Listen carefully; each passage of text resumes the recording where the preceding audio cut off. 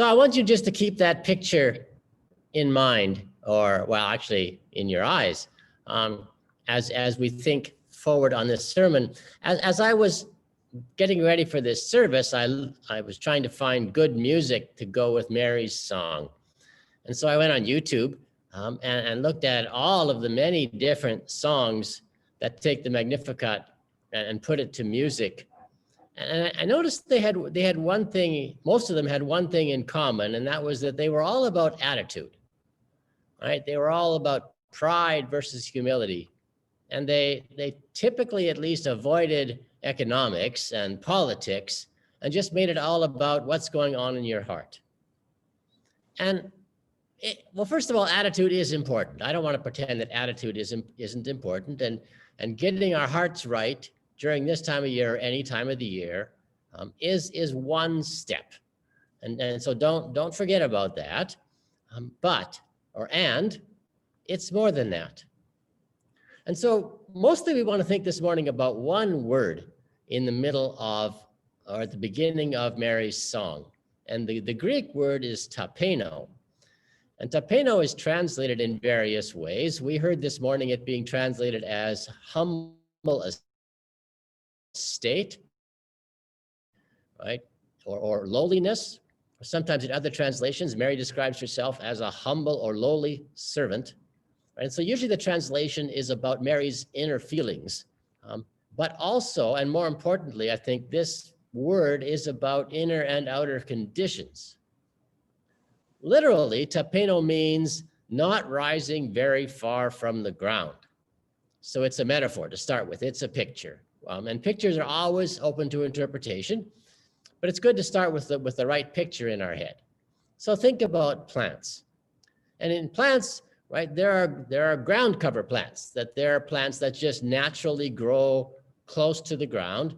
That's where they're staying, right? And so we could describe these plants as not rising very far from the ground. But the most common plant around here that doesn't rise very far from the ground is grass. Right? There's lots of grass all over around here in lawns. And it also doesn't rise very far from the ground, but it doesn't rise very far from the ground because it keeps getting chopped off. Right? Grass is not naturally short. And so we need to, well, it doesn't take much to remember the amount of effort and money that it takes to keep grass short.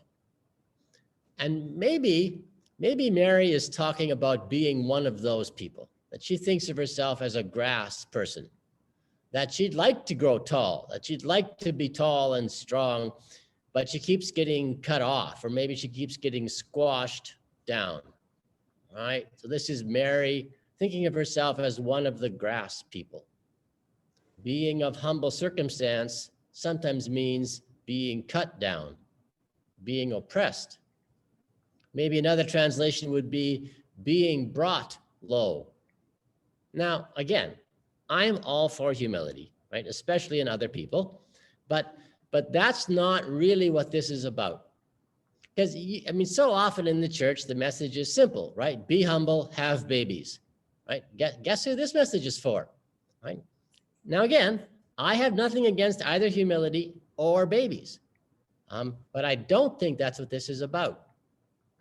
In fact, in general Greek writings, when this word is used to talk about being abject or deferring servilely to other people, the message is don't be like that. Don't be tapeno in that sense. Right? Another definition given for this word in my Greek dictionary was depressed, right? And which is also an inner state like humility, but it's very different. Depression is not humility, because humility comes from strength. Think about that. If you're bad at something and you acknowledge it, that's not humility. If I said to you, I don't play the harp as well as Cindy does, that's not humility, that's honesty, right? If I said, I do play the harp as well as Cindy does, that's just delusion, right? And that's a different thing, right? Honesty is not humility. Depression is not humility. Putting yourself down is not humility. humility arises from strength. Well, what does this actually look like? Okay. And so the example I want to give this morning comes to us from Good News Theological Seminary, which is the place I was teaching at in Ghana, and the place we support regularly as a church. And so I have this other picture I'm hoping Scott can find and put up for us now. That's us.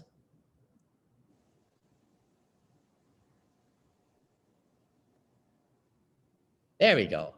Thank you, Scott. So that is my friend, my sister, Helena Hooper, and some anonymous white dude. And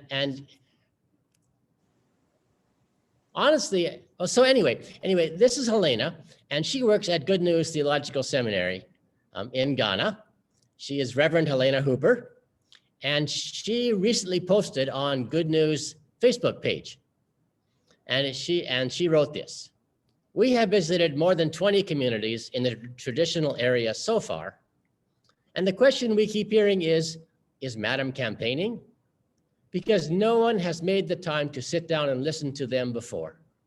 Sharing fertilizer, weedicides, corn, reducing hunger, and we're not an NGO, not politicians, but God is faithful." So besides the usual kind of seminary work that is done at Good News, right? There's a building and there's faculty and there's students and all of that sort of stuff, right? They do a lot of work in the villages, right? In these scattered, there's just, right? The world is full of little villages. And they do this as part of being a seminary. And the first thing they do when they come to a new community is they listen, right? They listen, and then when they hear, then they say, well, what can we do to respond to those needs? And this effort is led by my sister Helena. And Helena is sort of the typical strong African woman. She has strong opinions. She can speak forcefully. She can be fierce. She speaks her mind. She will tell people the way things are. And at the end, she says, and God is faithful. That is where this strength comes from.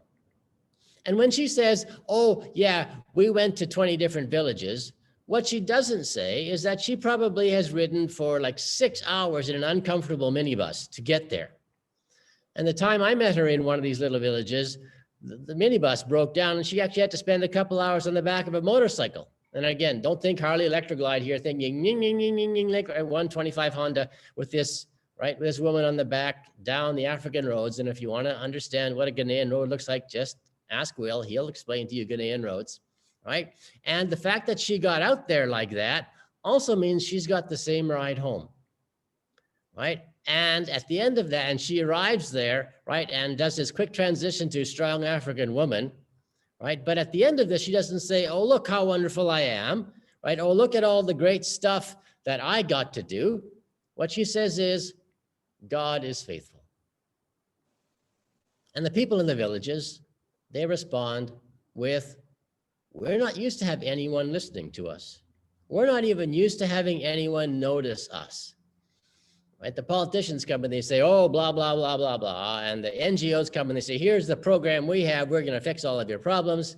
Nobody listens. And the seminary shows up and they listen. Helena shows up and she listens. And the people, they're not used to people listening to them or even noticing them. So why would they expect God to? Right? Which is like Mary.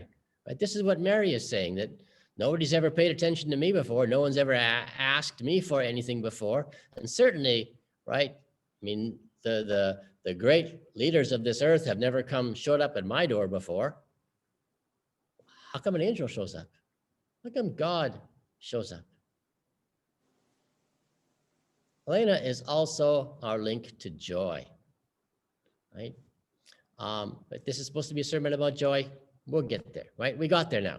So Helena, if you look at this picture, that's Helena's sort of medium-sized smile, right? She's most of the time got a little grin on her face, unless she's being the strong African woman.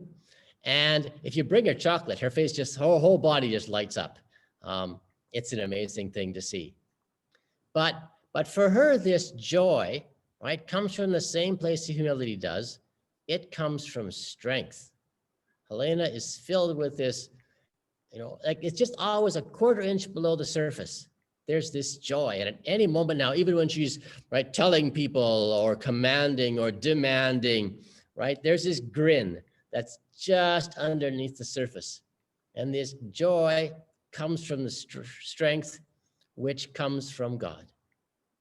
Right at the beginning, we sang, this joy that I have, the world didn't give it to me. And so this is the great news, right? This strength that is the heart of joy and the heart of humility isn't something you have to have. It's not like something you have to go out there and get. This is a gift that's being offered to you by God, that you can use God's strength and from there be humble. You can use God's strength and from there be joyful. And this is the gift that you're being offered, and this is the good, a big part of the good news that we bring to the world this time of year and hopefully all the rest of the year too. So that's my sermon for this morning.